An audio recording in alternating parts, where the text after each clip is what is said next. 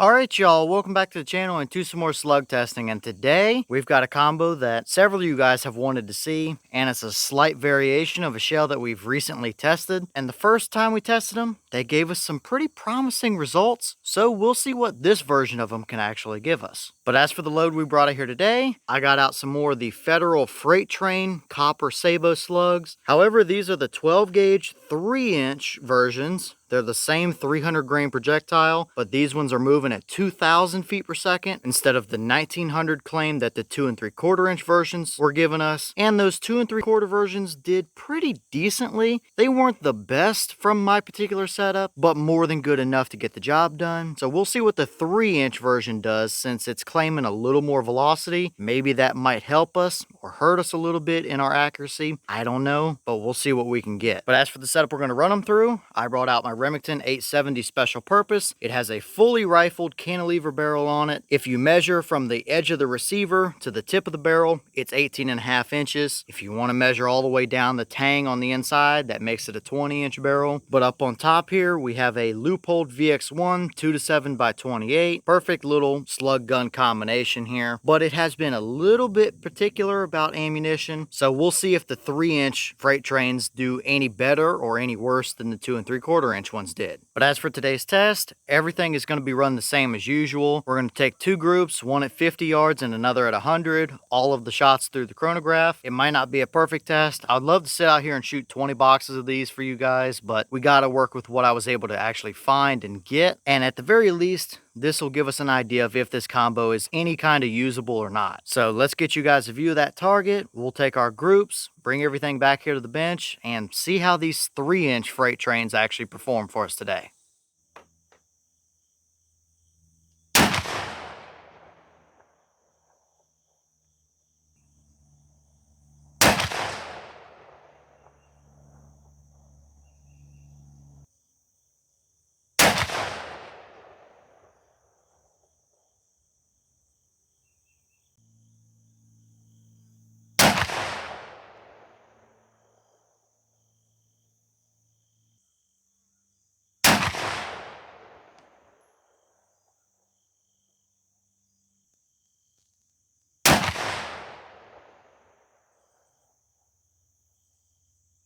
Alright, so we'll take a quick peek at our chrono here before we look at our target. The boss claim is 2,000, but once again, for whatever reason, my chronograph does not like to read these Federal Freight Train slugs. It did the exact same thing with the 2 3/4 inch version, and I'm telling you right now, if we were seeing 6,000 feet per second out of these, then we'd have a dinosaur load on our hands. However, our last shot at 1925, I think, is legit. Our boss claim is 2,000. We have a pretty short barrel, and typically with that barrel, we could see anywhere from 100 to 200 feet per second below the boss claim. And with that being 75 under their claim, I'm imagining around 1900 is probably what we're seeing from this particular shotgun. So here is your energy numbers for 1925 with these 300 grain Federal Freight Train slugs. That is obviously plenty good enough to take out on a deer hunt. So now let's move over to our target, because we definitely got some rather nice looking results over there, that's for sure.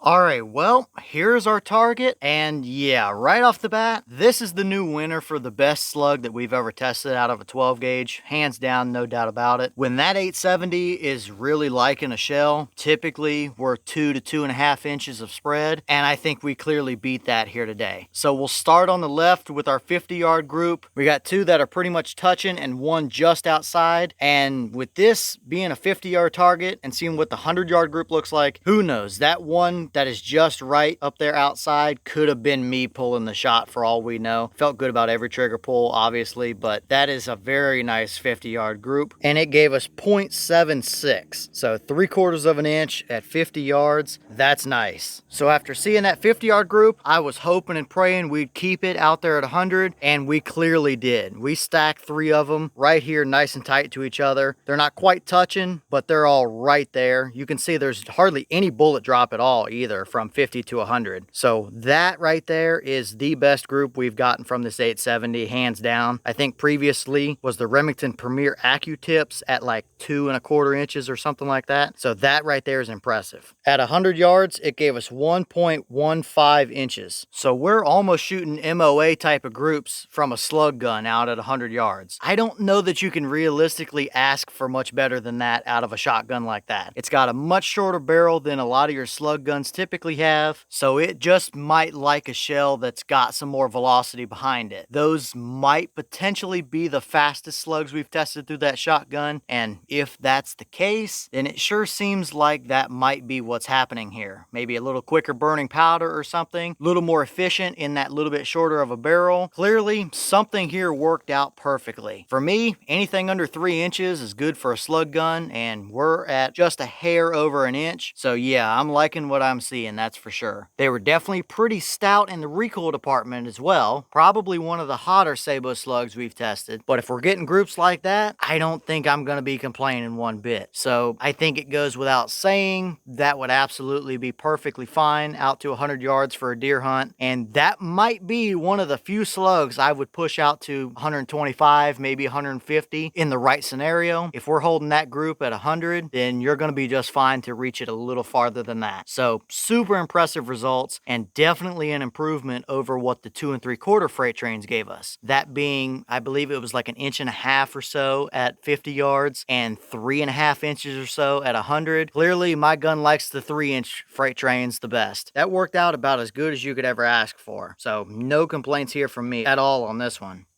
And here are a few of the pieces out of those shells. You got the sabots and the little gas seal base wad pieces. You can see the nice stripes of rifling down the side of those base pieces there. And the sabots look perfectly fine as well. All of them opened up the exact same, nice rifle engagement. So everything looks perfect here. Nothing that I'm concerned about.